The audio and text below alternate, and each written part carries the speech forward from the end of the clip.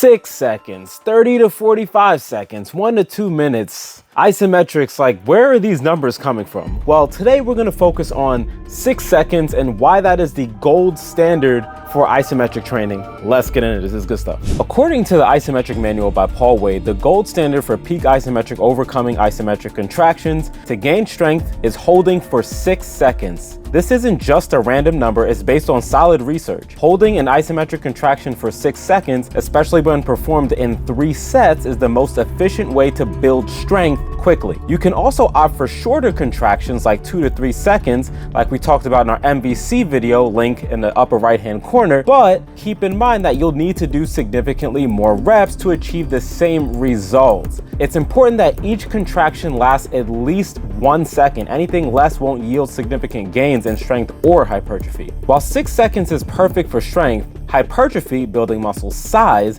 requires a different approach. In traditional weightlifting, hypertrophy is all about time under tension, which involves keeping the muscles under stress for longer periods to deplete glycogen stores and accumulate metabolic byproducts. Think of chasing the burn. When we talk about hypertrophy with the Isomax or any type of overcoming isometric equivalent, the principles remain similar. Muscle growth occurs as a response to the damage inflicted during workouts. As we lift these weights or perform isometric holds, our muscle fibers will break down, static or dynamic, it doesn't matter, and during recovery, they repair and grow stronger, preparing for future stress. A critical factor in hypertrophy is ATP depletion, which typically lasts about 10 to 15 seconds during dynamic exercises. Interestingly though, during isometric contractions, this depletion phase extends up to 3 times longer, meaning 20 to 45 seconds. This extended time under tension makes isometric training, especially with the Isomax, highly effective for muscle growth. For strength gains, we want to perform 3 sets of 6-second isometric holds. For hypertrophy, aim for that 3 sets of 20 to 45 second holds or until muscle failure. Using the Isomax's various modes, we can tailor our workouts to focus on either strength or hypertrophy effectively. I really like load and time mode for this. For hypertrophy, using the time mode can be particularly beneficial to ensure you're hitting those longer holds necessary for muscle growth. My insights come from a blend of personal training experience and the Isometric Manual by Paul Wade. Some of the principles I knew from training over the years, both myself and clients, while others I learned from the manual. If you haven't read Paul Wade's Isometric Manual yet, I highly recommend it.